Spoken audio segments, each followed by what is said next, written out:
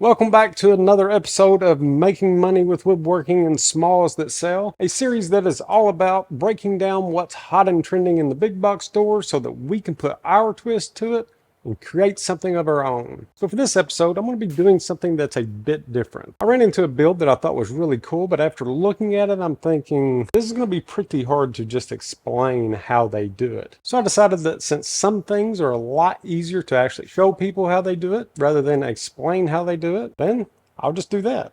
I'll show you. And the reason why I want to show you some of these things is because I figure things out totally different than what a lot of people do. A lot of people will use expensive tools to figure out different types of angles and board placement, just random things like that. And I tend to go on the simple side. It's kind of one of those things that oftentimes you can work smarter instead of harder just by dumbing things down a little bit. Let me show you what I'm talking about with this first one. Now this is the one that actually caught my eye and kind of gave me the idea to just show you how to do this. So this is a super cool interlocking shelf system that they're getting around $400 a piece for. So I'm looking at this and I'm thinking this would be a perfect project to ship and sell, or to simply dismantle, stack the boards up, take it to different shows or whatever that you're into. And the one thing that I really liked about this is that it's unique. And I'm like, how in the world are they getting $400 out of something like this? Well, it's because they've figured out how to do something that a lot of people do not know how to do, and really there's not a place to look it up. So let's break down this small shelf, and I'm going to show you a super easy way to make this. Okay, so whenever you first look at this, you're thinking, okay, this is going to be pretty easy. Okay, it's just 4 boards. 2 of the boards that are in the center, I mean, they're literally just 2 3/4 of an inch boards slidden into a slot cut into the legs. Then if you look at the legs, you start to notice some different things. Notice how the top of this thing is actually leaning against the wall. Of course, you don't want a sharp edge leaning against the wall, or it's going to mess up your drywall. Then we work our way down the legs and we see, okay, this leg's sitting at an angle about 12 inches away from the wall, and the shelf is perfectly flat. Okay, how did they figure out what angle to cut their little notches? And then you continue to go down and you notice, okay, these feet are cut at an angle as well. So what angle is that? Because if you're going to put that angle on the feet, you're also going to put it at the top. All right, so that's a lot of different angles. So then you may be thinking, okay, so that's too many different angles. I don't want to pull out an angle finder. I don't want to use a speed square and all of that stuff.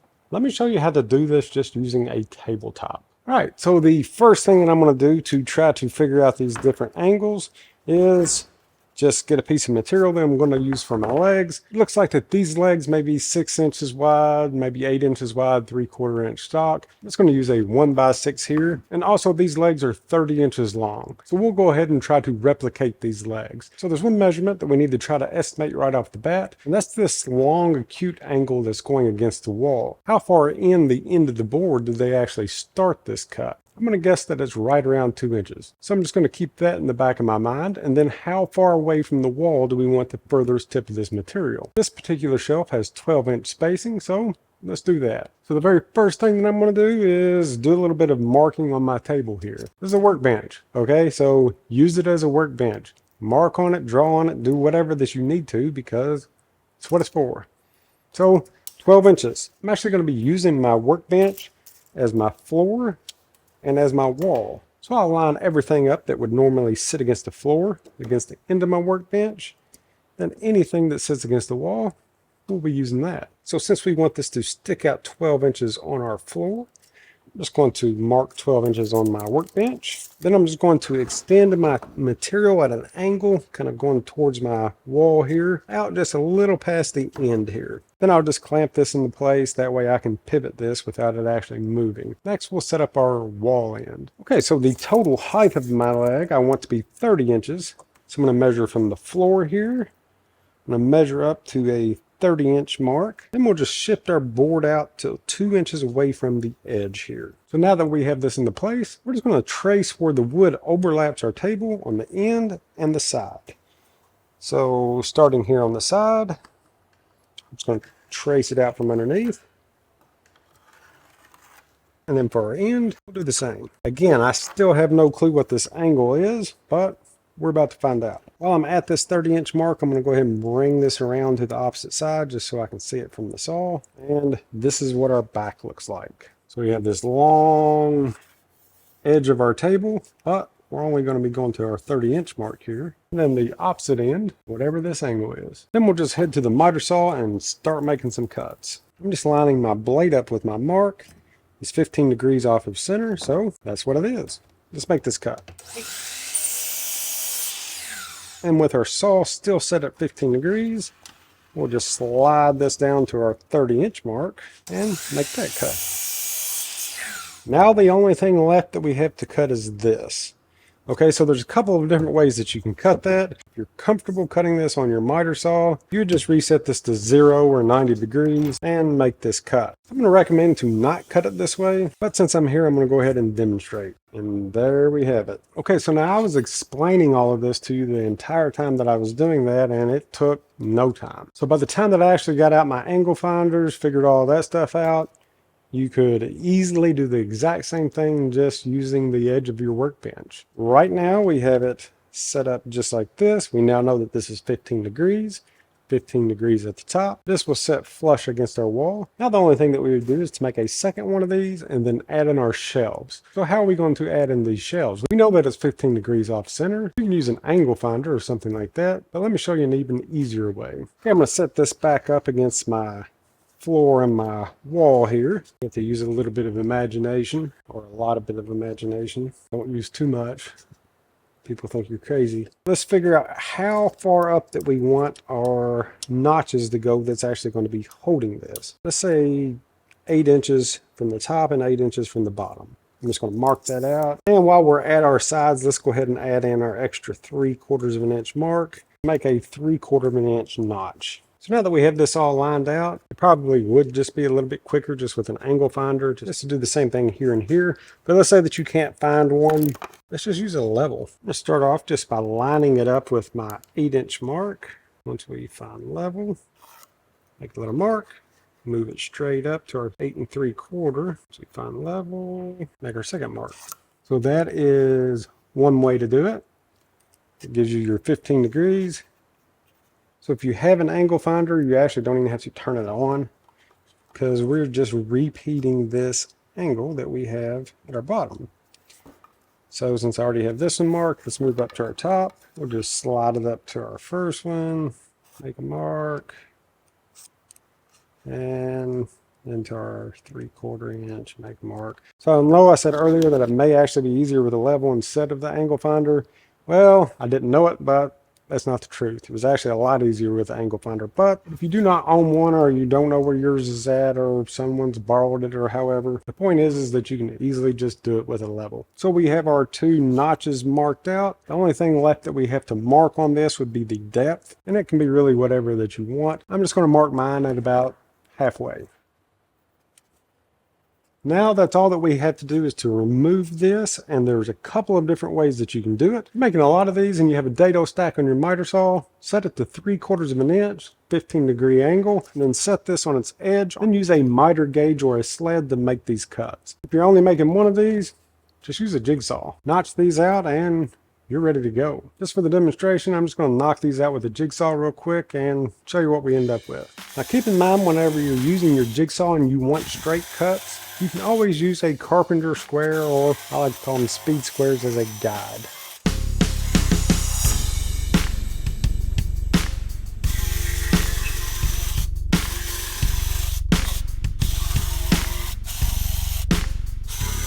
All right, so this is what it'll look like with our notches in it.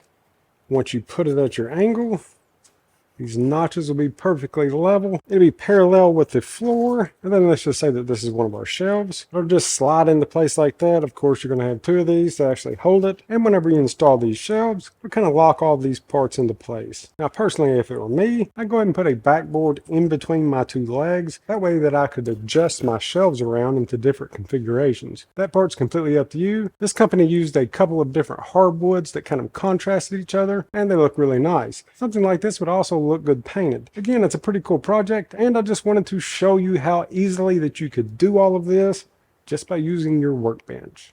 Okay, so for this next one, it's another one of those that takes a couple of different cuts in order for it to work, but it's super simple to do, and it gives anything that you use this technique for an awesome look. And that's going to be this 45 waterfall joint. And they call it a waterfall joint because the grain of the wood looks like it's just flowing over the edge. This is not just cut your board at 45 degrees, turn it over and connect it. There's an extra step, and I'll show you how to do this. So most couches have this rounded over edge that you cannot set any type of a drink or anything like that on. Now this one's made out of live edge material. You do not have to have live edge material. You can do this out of any kind of material. The whole point of this is that it can be used in about any home, and it has a super cool look to it. So for those of you out there that have never made a Waterfall 45, let me show you how to do it. So you can do this using any thickness material that you want. Most of the time when you see this, it's been on tables, benches, things like that. So it's usually a little bit thicker material. To demo this, I'm just going to be using a scrap piece of 2x. So the main thing to get this really cool look is the grain pattern of your wood. You want people to notice that it actually flows over and continues. So for this piece,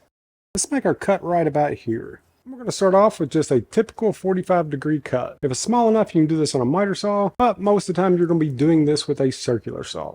Alright, so one of the first things that I'm going to do is to set my saw at 45 degrees. Then we'll find on our board where we want it cut. Let's say right here. I'm just going to be using my speed square as my guide. If you have a track saw, that would also work. I'm going to make my first 45-degree cut. Now in order for this side to kind of waterfall over, we need to make a 45-degree back cut on this piece. Alright, so this is what we've came up with. Now we have our two pieces here that was like this. And now it's almost like we've folded it up. We have this super cool waterfall look. How the grain just kind of flows. It's a pretty awesome look. So whether you're making benches, whether you're making these little armrest things, whatever, you can take one extra step and create this super cool look. Again, if you're making these little armrest things, I'd probably use some type of a hardwood on that. But the only difference between this one and that one would be that your material would be longer. Then you mark out 3 different sections instead of 2. Then your center board would have a 45 on both sides, giving it this super cool waterfall look from any angle. Oh yeah, and I forgot to tell you, they're getting $320 a piece for these things. But again, they're using live edge material, but you can use any material and just get creative with it. I don't think that you have any trouble selling these things. So while we're talking about different angles, and now that you know just how easy that they are to figure out, let's talk about this next one that caught my eye. Check this out. Okay, so they are calling this a plant stand. So this is another play on angles type of design that gives it a super cool look. And again, it really doesn't matter what angle that you put this at, just as long as both ends are cut at the same. Estimated that this one was roughly 20 degrees. And cut one of our scrap pieces of material just to check it out and see what it looked like. And I think 20 degrees would look good. So what they're doing here is using that angle as a part of the design, and they're also using depth and dimension with this. So what I mean by that is that the main part of the shelf is probably about 6 inches deep, but it's only a few inches wide, giving it this neat look. And then as far as the dimension, look at the ends here. It's all that they have done is stack different dimension material, making sure that the center board stuck out just a bit longer. So that's adding to this depth and dimension. So another thing that they're doing here, so for this trifecta of things that catch your eye, let's take another look at the ends of this black one. They did not paint or scorch the ends, leaving contrast. So they did that on purpose. You're contrasting a super dark color with the natural colors. And it's actually a lot easier on them because they can just glue up like 3 8-foot boards of this and then just make your cuts to length. But regardless, it's a super cool look. As far as this black look, the sides of the boards look like that they're just painted. It's probably old material that's sat out in the sun for a while. But the edges themselves, they actually took a torch to this and burnt it. Like, the edges were on fire. If you're going to do this, do it outside. In order to get this deep crack look, it actually needs to burn, not just that light touch with a torch. And once it all cooled off and all of that, then they just put a nice thick coat of finish on it, giving it this super cool look. Now, as far as these shelves themselves, they're brass. They're just little sheets of brass. You can pick them up off of Amazon for pretty cheap, but I'm not a brass fan. But again, we're not making things that we like. We're making things that the customer would like. But personally, if it were me, I would just use wood. I know what they're doing here. Again, they're going off of this different depth and dimension look by installing something super thin and a chunky piece of wood. You can get the same look with a 1/4 of an inch piece of wood. And the only thing that you would have to do, let's say that you cut this 20 degrees on the table saw, just lower the table saw blade, mark your board out to wherever that you want your shelves. Then with your material laying flat, you can run it through your table saw using a miter gauge or a sled. Just shift the board over just a bit, run it again until you have a 1/4 of an inch gap that looks like it sinks in about an inch. Flip the board over, do the exact same thing,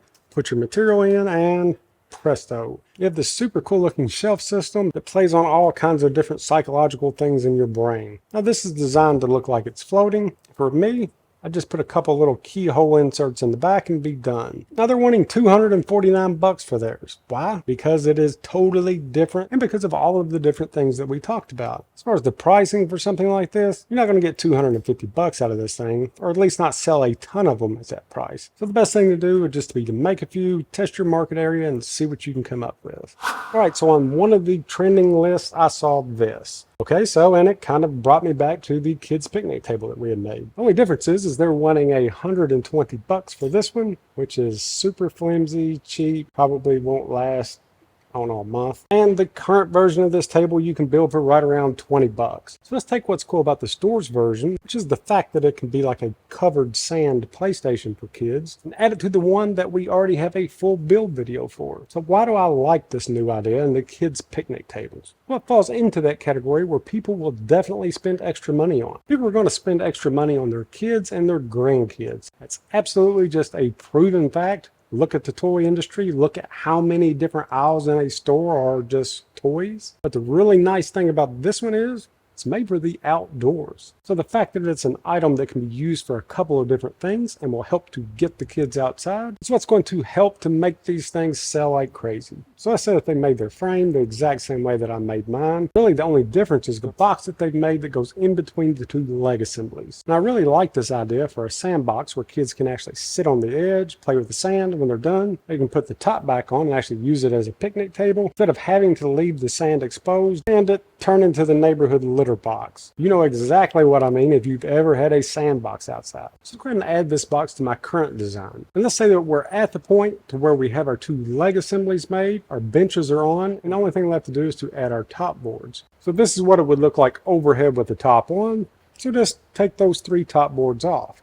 Then it's going to give you something like this. So for this build, I used 1x6 material. So for our box, we'll use the exact same material. Right at the edge of our leg boards where this arrow is pointing, I'm going to take a 1x6 on its edge and cut it to fit in between the two leg assemblies. I'll go ahead and do that for the opposite side, and then go ahead and screw those into place. So once you have those in place, the only thing left to do would be to put a bottom on this.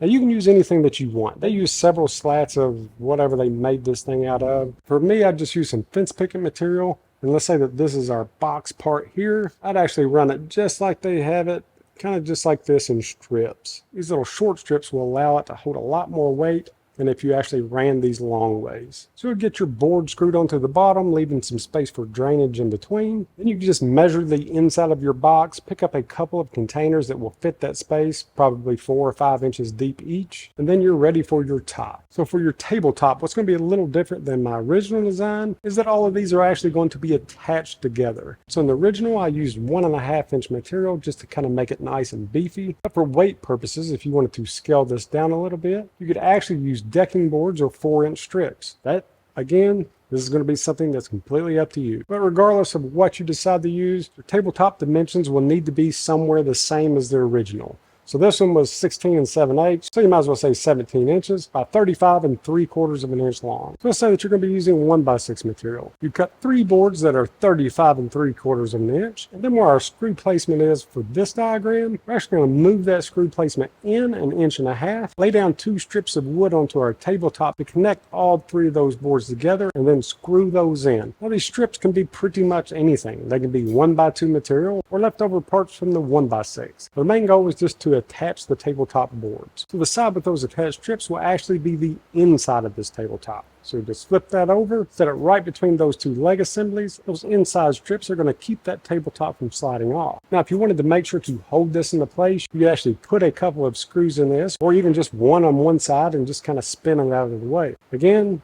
you know what I'm about to say. It's completely up to you. There's more than one way to skin a cat. And again, like I've said before, don't call PETA. I'm a hillbilly, and that's just what we say. All right, so now that you've seen just how easy that it is to make these types of items, you know what time it is. It's time for you to get up, get out, and get your make on. Till next time, we'll see you. Imagine taking a pile of wood and turning it into something amazing. Now, imagine doing that without years of frustration. You do not need a fancy workshop, expensive tools, or years of experience. With Woodworking Kickstart, you'll build confidence and real skills in no time. So you can spend years making mistakes and learning the hard way like I did, or you can start building with confidence today. So join me in Woodworking Kickstart and let's get your journey started.